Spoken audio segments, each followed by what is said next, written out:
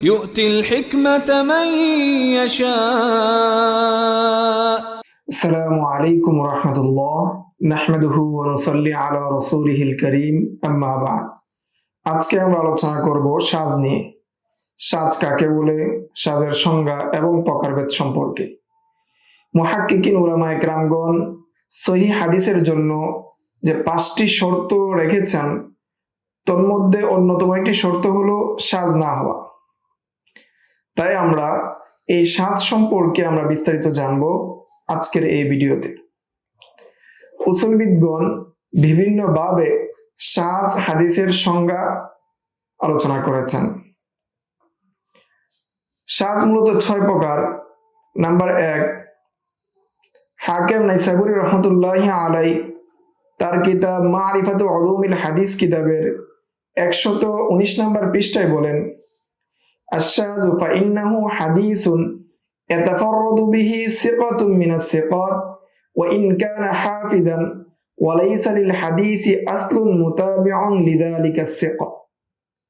শায হাদিস হলো এমন একটি হাদিস যা কোনো বিশ্বস্ত রাবী অন্য রাবীদের বিপরীতে একাই বর্ণনা করে, যদিও তিনি একজন হাফেজ হন, এবং তার বর্ণনার কোনো মুতাবিআ পাওয়া যায় না। শাযের 2 নম্বর সংজ্ঞা হলো আল ইরশাদ ফি মারিফাতি উলামাইল হাদিস।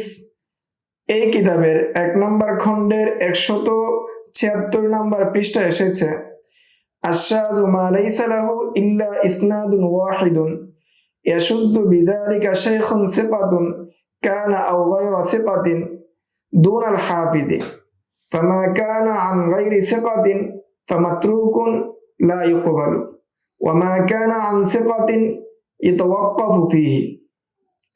যে হাদিসের শুধু একটি মাত্র সনদ থাকে এবং সেই সনদের শায়খ তিনি সাকা বা গায়রে সাকা হোক, তবে তিনি হাফেজ না এবং তিনি একাই হাদিসটি বর্ণনা করেন, যদি তিনি গায়রে সাকা হন তবে হাদিসটি মাতরুক বা গ্রহণযোগ্য হবে না, আর যদি তিনি সাকা হন তাহলে হাদিসটি মওকুফ হিসেবে বিবেচিত হবে।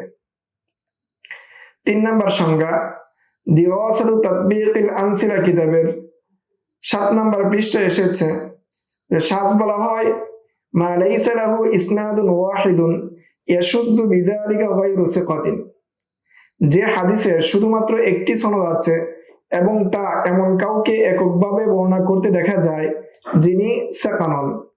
আর এই সংজ্ঞাটাই ইমাম খলিলি ও ইবনে সালাহ রহমতুল্লাহি আলাই এর বক্তব্য থেকে অনুরূপ, এই কথাটাই বোঝা যায়। এরপরের সংজ্ঞা হলো আল মুখতাসারু ফি ইলমিল আসারি কিতাবের 124 নম্বর পৃষ্ঠায় এসেছে, আশ-শাযু হুয়া মা রাওয়াহু সিকাতু মুখালিফান লিমা রাওয়াহুন নাস।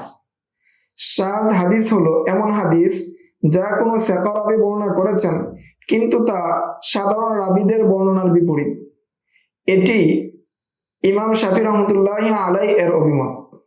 5 নম্বর সংজ্ঞা হলো ইবনুল কাইয়িম আল জাওজিয়া ওয়া জুহুদুহু কিতাবের 1 নম্বর খণ্ডের 439 নম্বর পৃষ্ঠায় এসেছে যে রাজিহ সংজ্ঞা হলো আন্নাহু মুখালাফাতুস সিকাতি লিমান হুয়া আরজাহ মিনহু ইম্মা লিমাজিদি যাবতিন আও কাসরাতি আদাদিন।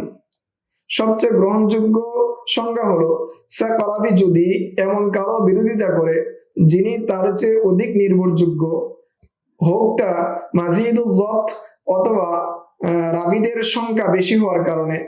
হাফেজ ইবনে হাজার আসকালানি রহমতুল্লাহি আলাই বলেন, শায হাদিসের এটাই সর্বাধিক এবং নির্ভরযোগ্য সংজ্ঞা।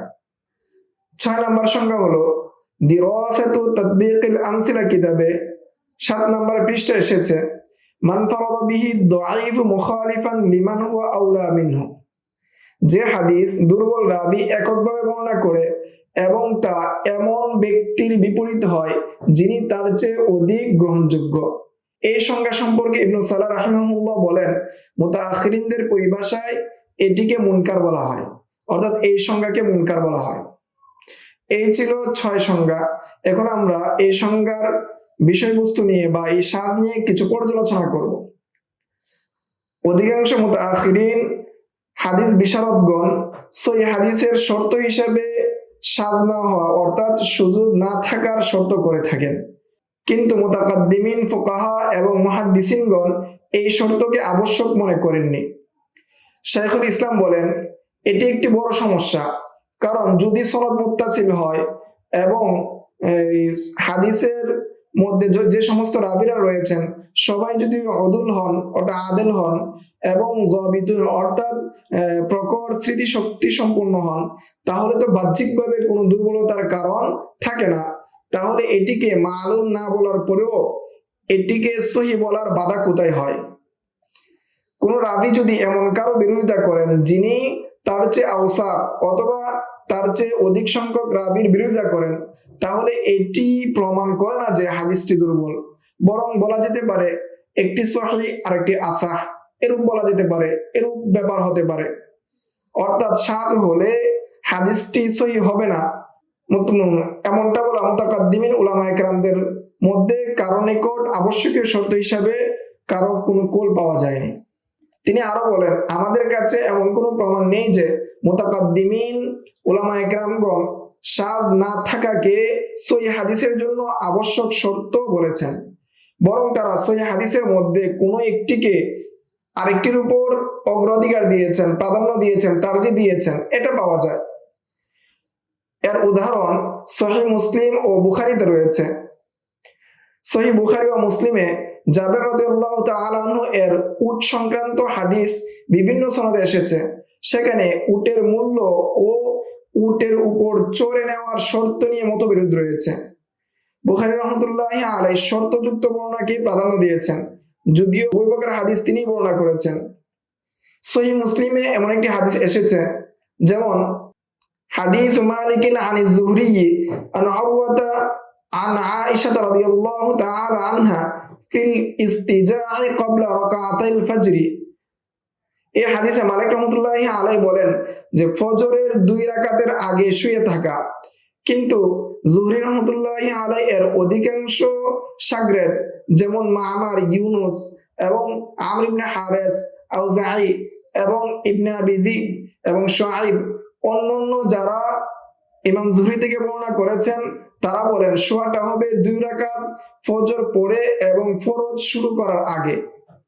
অনেক হাদিস বিশারদগণ তাদের এই কথাকে অগ্রাধিকার দিয়েছেন অর্থাৎ তারজিহ দিয়েছেন। তবুও সহিহ বর্ণনাকারীরা মালিক রাহমাতুল্লাহি আলাইহি এর রিওয়ায়াতকে বাদ দেননি, অগ্রহণযোগ্য বলেননি।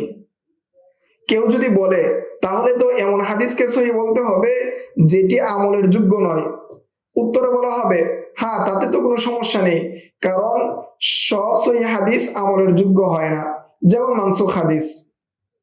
এমনকি যদি স্বীকারও করা হয় আল মুখালিফুল মারজুহ হাদিসকে সহিহ বলা যাবে না, তবুও শর্ত হিসেবে সাজ না হওয়া শর্ত, এটা নিয়ে আমাদের ভাবা উচিত।